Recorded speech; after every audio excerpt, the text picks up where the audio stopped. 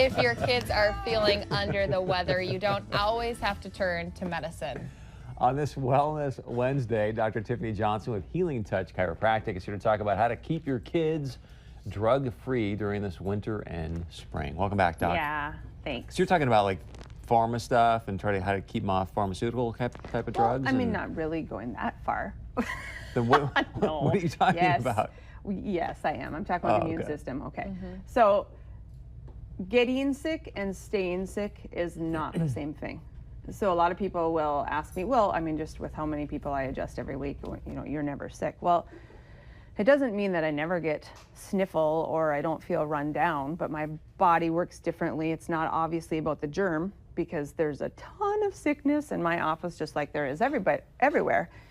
But it's about if they stay sick. And so for so many parents, the big thing right now is, well, there's obviously all this respiratory stuff. There's the flu, the GI flu, chronic sinus infections and chronic ear infections. Those are the biggest kid issues. And so I'll say, well, how long has this been going on? And yeah, they've had like 4 ear infections over the last 3 to 4 months. And it seems like he just keeps getting them.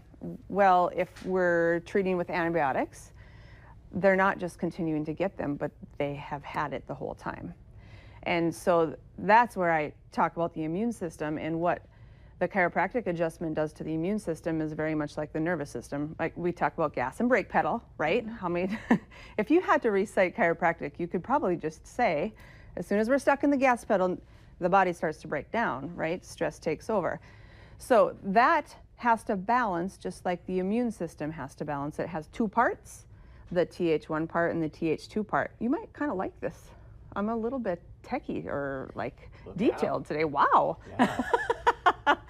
So when that gas pedal is cranked, that's going to decrease the first part of the immune system. And that's the part that comes in. It's like the first responder to a fire, you know?